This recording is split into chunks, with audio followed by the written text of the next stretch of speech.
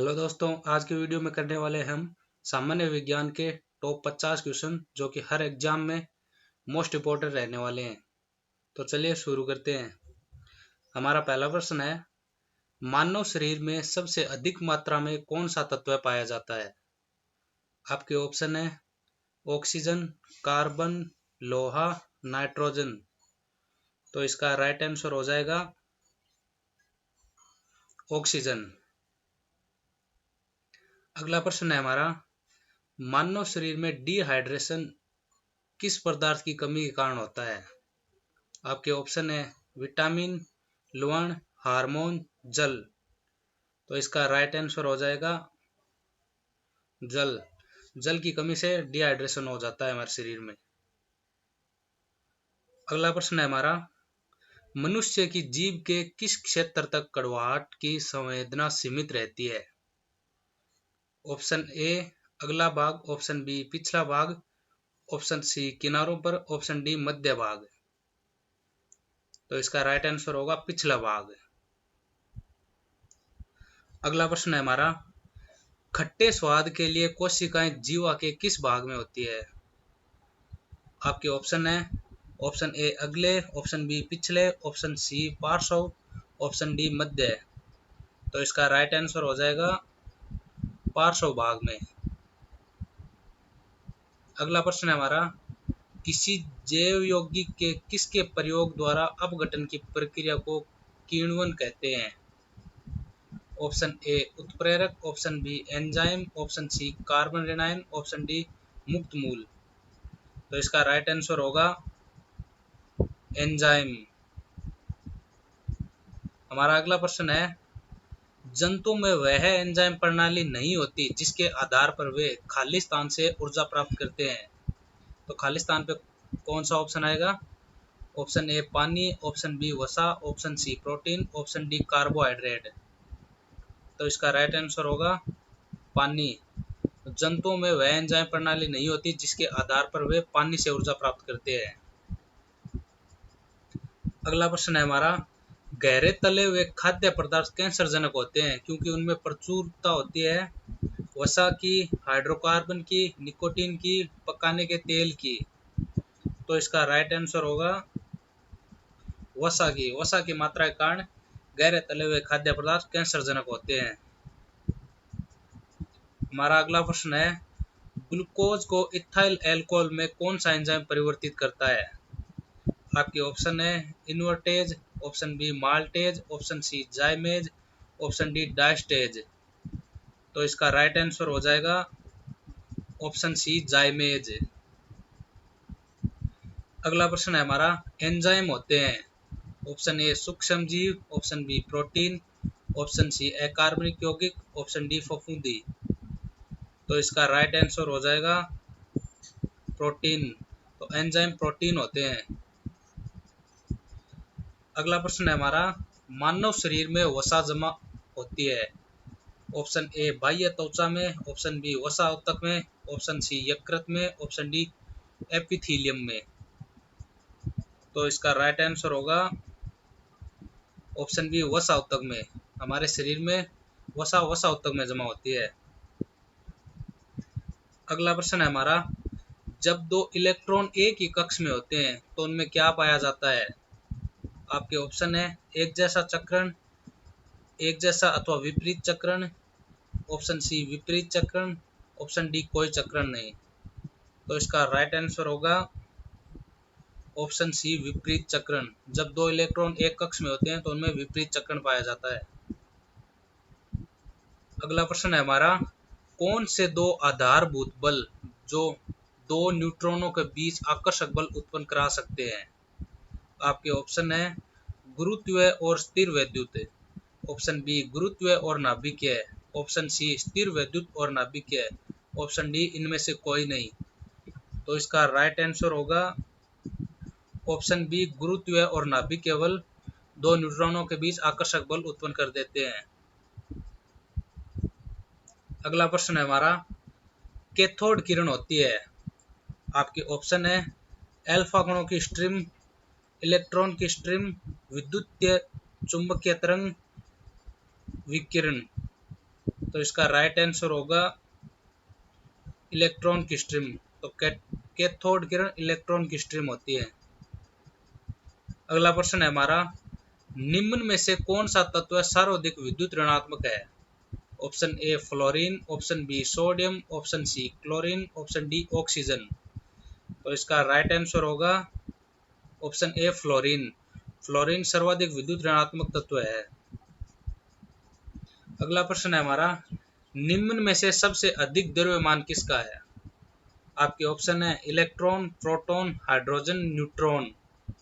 तो इसका right answer होगा न्यूट्रॉन। अगला प्रश्न है हमारा, किसी तत्व के रासायनिक गुण निम्न में से कौन तय करता है? आपके ऑप्शन है प्रोटॉनों की संख्या, इलेक्ट्रॉनों की संख्या, न्यूट्रॉनों की संख्या या उपयुक्त सभी। तो इसका राइट आंसर होगा इलेक्ट्रॉनों की संख्या। तो किसी तत्व के रासायनिक गुण उसके इलेक्ट्रॉनों की संख्या पर निर्भर करते हैं। अगला प्रश्न है हमारा, उन तत्वों को क्या कहा जाता है जिनमें समान संख्या में प्रोटॉन और भिन्न संख्या में न्यूट्रॉन होते हैं? आपके ऑप्शन है समस्थानिक, समभारी, समावयवी, अपरूप। तो इसका राइट आंसर होगा समस्थानिक। जिन तत्वों में समान संख्या में प्रोटॉन और अलग अलग संख्या में न्यूट्रॉन होते हैं उन्हें समस्थानिक कहते हैं। अगला प्रश्न है हमारा, किसी तत्व के तुल्यांकी भार तथा संयोजकता का गुणनफल किसके बराबर होता है? आपके ऑप्शन है वाष्प घनत्व, सापेक्ष ताप, परमाणु भार, अणु भार। तो इसका राइट आंसर होगा परमाणु भार। तो किसी तत्व का तुल्यांकी भार तथा संयोजकता का गुणनफल उसके परमाणु भार के बराबर होता है। अगला प्रश्न है हमारा, अवोगाद्रो संख्या का मान कितना होता है? आपके ऑप्शन है 6.023 इंटू 10 की पावर 22, 6.023 इंटू 10 की पावर 23, 6.023 इंटू 10 की पावर 24, 6.023 इंटू 10 की पावर 25। तो इसका राइट आंसर होगा ऑप्शन बी 6.023 इंटू 10 की पावर 23। ये 10 की घात में है 23 यहाँ पे। अगला प्रश्न है हमारा, आणविक कक्षा का अभिन्यास किससे नियंत्रित होती है? ऑप्शन ए मुख्य क्वांटम संख्या, ऑप्शन बी चुंबकीय क्वांटम संख्या, ऑप्शन सी चक्रण क्वांटम संख्या, ऑप्शन डी ह्यूजेंस क्वांटम संख्या। तो इसका राइट आंसर होगा चुंबकीय क्वांटम संख्या। तो आणविक कक्षा का अभिन्यास चुंबकीय क्वांटम संख्या से नियंत्रित होता है। अगला प्रश्न है हमारा, पृथ्वी निम्न में से ऊष्मा की क्या है?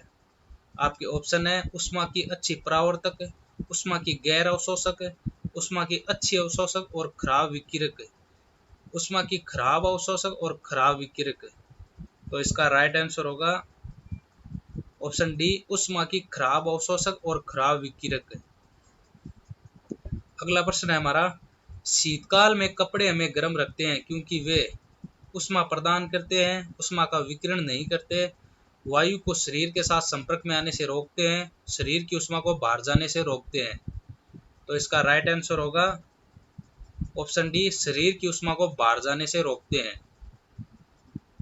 अगला प्रश्न है हमारा, द्रव तापमापी की अपेक्षा गैस तापमापी अधिक संवेदी होता है क्योंकि गैस द्रव से हल्की होती है, द्रव की अपेक्षा अधिक प्रसार करती है, सरलता से प्राप्त की जा सकती है, अपनी अवस्था से आसानी से नहीं बदलती। तो इसका राइट आंसर होगा ऑप्शन बी द्रव की अपेक्षा अधिक प्रसार करती है। अगला प्रश्न है हमारा, पानी को 0 डिग्री से 10 डिग्री सेल्सियस तक गर्म करने से उसके आयतन में अनुक्रमिक वृद्धि हो, अनुक्रमिक कमी, बढ़ने के बाद कमी होने लगेगी, घटने के बाद वृद्धि होने लगेगी। तो इसका राइट आंसर होगा ऑप्शन डी घटने के बाद वृद्धि होने लगेगी। अगला प्रश्न है हमारा, बादलों की रात की अपेक्षा निर्मल रात अधिक ठंडी होती है, इसका कारण है? ऑप्शन ए चालन, ऑप्शन बी द्रवण, ऑप्शन सी विकिरण, ऑप्शन डी सूर्य ताप। तो इसका राइट आंसर होगा ऑप्शन सी विकिरण। अगला प्रश्न है हमारा, ऑटोमोबाइल मोटर कारों में हाइड्रोलिक ब्रेक निम्न में से किस सिद्धांत पर काम करते हैं? आपके ऑप्शन है बर्नौली नियम, पास्कल नियम, आर्किमिडीज का नियम, पोसिलियस सिद्धांत। तो इसका राइट आंसर होगा पास्कल नियम। तो मोटर कारों में जो हाइड्रोलिक ब्रेक होते हैं वो पास्कल नियम पर काम करते हैं। अगला प्रश्न है हमारा, पर्वतों पर बिछी हुई बर्फ का सूर्य की गर्मी द्वारा एक साथ न पिघलने का कारण है। आपके ऑप्शन है इसमें संघनन की गुप्त ऊष्मा उच्च होती है, इसकी विशिष्ट ऊष्मा क्षमता कम होती है, यह सूर्य से प्राप्त अधिकांश ऊष्मा को परिवर्तित कर देती है, यह अति कठोर हो जाती है। तो इसका राइट आंसर होगा ऑप्शन ए, इसमें संघनन की गुप्त ऊष्मा उच्च होती है। अगला प्रश्न है हमारा, निम्न में से सर्वोत्तम ऊष्मा का सुचालक है। आपके ऑप्शन है एल्कोहल, पारद, ईथर, पानी। तो इसका राइट आंसर होगा पारद, जो कि ऊष्मा का सर्वोत्तम सुचालक है। अगला प्रश्न है हमारा, कृष्ण का विकिरण उच्चतम अवस्था तक पहुंचने पर तरंगदैर्घ्य कैसा होता है। आपके ऑप्शन है तापमान बढ़ने पर बढ़ जाता है, तापमान बढ़ने पर घट जाता है, सभी तापमानों पर एक समान रहता है, तापमान परिवर्तित होने पर किसी निश्चित ढांचे पर नहीं चलता। तो इसका राइट आंसर होगा ऑप्शन ए, तापमान बढ़ने पर घट जाता है। अगला प्रश्न है हमारा, भीषण सर्दी में ठंडे देशों में पानी की पाइपें फट जाती है, क्यों। आपके ऑप्शन है पानी की पाइपों के संकुचन के कारण, क्योंकि पानी जमने पर फैलता है, उच्च वायुमंडलीय दाब के कारण, उपरोक्त सभी के संयुक्त प्रभाव से। तो इसका राइट आंसर होगा ऑप्शन बी, क्योंकि पानी जमने पर फैलता है, इसके कारण ठंडे देशों में पानी की पाइपें फट जाती है। अगला प्रश्न है हमारा, निम्न में से किस कोशिकांग को एटम बम कहा जाता है। आपके ऑप्शन है सूक्ष्म नलिका, न्यूक्लियस, गाल्जी काय, लाइसोसोम। तो इसका राइट आंसर होगा लाइसोसोम। लाइसोसोम को एटम बम कहा जाता है। अगला प्रश्न है हमारा, लंग फिश किसके बीच का लिंक है। आपके ऑप्शन है मत्स्य एवं उभयचर, एम्फीबिया और सरीसृप, एम्फीबिया और पक्षियों, सरीसृप और स्तनधारियों। तो इसका राइट आंसर होगा ऑप्शन ए, मत्स्य एवं उभयचर। तो लंगफिश मत्स्य एवं उभयचर के बीच का लिंक है। अगला प्रश्न है हमारा, एक्सो जीव विज्ञान में किसका अध्ययन किया जाता है। आपके ऑप्शन है जीवित जीवों का बाह्य लक्षण, बाह्य ग्रहों तथा अंतरिक्ष परतों पर जीवन, पृथ्वी की सतह पर जीवन, वायुमंडल के बाहरी परतों पर जीवन। तो इसका राइट आंसर होगा ऑप्शन बी, बाह्य ग्रहों तथा अंतरिक्ष परतों पर जीवन एक्सो जीव विज्ञान के अंतर्गत अध्ययन किया जाता है। अगला प्रश्न है हमारा, सेल्यूलोज निम्न में से किसका मुख्य घटक है। आपके ऑप्शन है कोशिका कला, जाइलम की द्वितीयक भित्ति, कोशिका भित्ति, कीटों की शरीर भित्ति। तो इसका राइट आंसर होगा ऑप्शन सी, कोशिका भित्ति। सेल्यूलोज कोशिका भित्ति का मुख्य घटक है। अगला प्रश्न है हमारा, एमाइडों को किस अभिक्रिया द्वारा एमाइनों में बदला जा सकता है। आपके ऑप्शन है परकिन, हाफमान, कलेजन, क्लीशेमन। तो इसका राइट आंसर होगा ऑप्शन बी, हाफमान। अगला प्रश्न है हमारा, ग्लाइकोजेन, स्टार्च तथा सेल्यूलोज किसके बहुलक हैं। आपके ऑप्शन है फ्रक्टोज, लैक्टोज, ग्लूकोज, माल्टोज। तो इसका राइट आंसर होगा ऑप्शन सी, ग्लूकोज। तो ग्लाइकोजेन, स्टार्च तथा सेल्यूलोज ग्लूकोज के बहुलक हैं। अगला प्रश्न है हमारा, क्लोरोफार्म का प्रयोग किस रूप में किया जा सकता है। ऑप्शन ए पीड़ाहारी, ऑप्शन बी निश्चेतक, ऑप्शन सी मलेरिया रोधी, ऑप्शन डी प्रतिजैविक। तो इसका राइट आंसर होगा निश्चेतक। अगला प्रश्न है हमारा, वर्णदता वाले आदमी को लाल रंग दिखाई देता है। ऑप्शन ए पीला, ऑप्शन बी नीला, ऑप्शन सी बैंगनी, ऑप्शन डी हरा। तो इसका राइट आंसर होगा ऑप्शन डी हरा। तो कलर ब्लाइंड वाले आदमी को लाल रंग हरा दिखाई देता है। यह एक अनुवांशिक रोग है जिसका कोई इलाज नहीं है। अगला प्रश्न है हमारा, फेफड़े को ढकने वाली झिल्ली को कहा जाता है। फुफ्फुसावरण, हृदयावरण, पेरिटोनियम, मेसोथीलियम। तो इसका राइट आंसर होगा फुफ्स आवरण। अगला प्रश्न है हमारा, निम्न में से देह निर्माता किसे कहते हैं? Option A carbohydrate, option B protein, option C vitamin, option D वसा। तो इसका राइट आंसर होगा ऑप्शन बी प्रोटीन। प्रोटीन को देह निर्माता कहा जाता है। अगला प्रश्न है हमारा, मानव त्वचा को रंग देने वाला वर्णक है? आपके ऑप्शन है मेलानिन, रोडोप्सिन, आइडप्सी, एंथ्रोसाइनिन। तो इसका राइट आंसर होगा मेलानिन। तो मेलानिन के कारण हमारे त्वचा का रंग होता है काला, गोरा, भूरा। अगला प्रश्न है हमारा, रेशम उत्पादन को क्या कहा जाता है? आपके ऑप्शन है एक्वाकल्चर, फ्लोरिकल्चर, सेरिकल्चर, विटीकल्चर। तो इसका राइट आंसर होगा ऑप्शन सी सेरिकल्चर। रेशम उत्पादन को सेरिकल्चर कहा जाता है। एक्वाकल्चर में मत्स्य उत्पादन किया जाता है, फ्लोरिकल्चर में पुष्प उत्पादन किया जाता है और विटीकल्चर में अंगूर उत्पादन किया जाता है। इन तीनों को भी आपको ध्यान रखना है। अगला प्रश्न है हमारा, खट्टे दूध में होता है?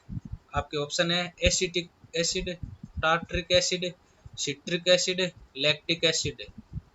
तो इसका राइट आंसर होगा लैक्टिक एसिड। खट्टे दूध में लैक्टिक अम्ल होता है, इस कारण वो खट्टा हो जाता है। अगला प्रश्न है हमारा, किसी जीवित शरीर के अंदर कोशिका या ऊतक की मृत्यु को कहते हैं? आपके ऑप्शन है न्यूट्रोफिलिया, नेफ्रोसिस, नेक्रोसिस, नियोप्लेसिया। तो इसका राइट आंसर होगा ऑप्शन सी नेक्रोसिस है। किसी जीवित शरीर के अंदर कोई कोशिका या ऊतक मर जाता है तो उसे नेक्रोसिस कहते हैं। अगला प्रश्न है हमारा, नाइट्रोजन आहार है? Option A carbohydrate, protein, lipid, लवण। तो इसका राइट आंसर होगा ऑप्शन बी प्रोटीन। अगला प्रश्न है हमारा, किसी मृत व्यक्ति का गुर्दा लेने के लिए उसे किस स्थिति में होना चाहिए? आपके ऑप्शन है केवल तंत्रिकीय प्रकारों का अवसान, केवल हृदय प्रकारों का अवसान, केवल श्वसन प्रकारों का अवसान, केवल गुर्दे के प्रकारों का अवसान। तो इसका राइट आंसर होगा ऑप्शन ए केवल तंत्रिकीय प्रकारों का अवसान। अगला प्रश्न है हमारा, हमारे नाखून में कौन सा प्रोटीन पाया जाता है? आपके ऑप्शन है एक्टिन, मायोसिन, ग्लोबिन, केरोटीन। तो इसका राइट आंसर होगा ऑप्शन डी केरोटीन। हमारे नाखूनों में केरोटीन नामक प्रोटीन पाया जाता है। अगला प्रश्न है हमारा, निम्न में से वह रोग कौन सा है जो उत्परिवर्ती जीव द्वारा फैलता है? आपके ऑप्शन है हीमोफीलिया, दाव कोशिका अरक्तता, थैलेसीमिया, ये सभी। तो इसका राइट आंसर होगा ऑप्शन सी थैलेसीमिया। अगला प्रश्न है हमारा, नवजात शिशु की 3 माह तक की आयु के अध्ययन को कहते हैं? आपके ऑप्शन है नियोनेटोलॉजी, कोरोलॉजी, निमाटोलॉजी, कोंकोलॉजी। तो इसका राइट आंसर होगा ऑप्शन ए नियोनेटोलॉजी। आज का लास्ट प्रश्न है हमारा 50वां, निम्नलिखित में से किसे कोशिका का ऊर्जा केंद्र कहा जाता है? आपके ऑप्शन है न्यूक्लियस, लाइसोसोम, क्रोमोसोम, माइटोकॉन्ड्रिया। तो इसका राइट आंसर होगा ऑप्शन डी माइटोकॉन्ड्रिया। माइटोकॉन्ड्रिया को कोशिका का ऊर्जा केंद्र कहा जाता है। तो दोस्तों वीडियो कैसा लगा? अगर वीडियो अच्छा लगा हो तो लाइक कीजिए और हमारे चैनल को सब्सक्राइब कीजिए। धन्यवाद।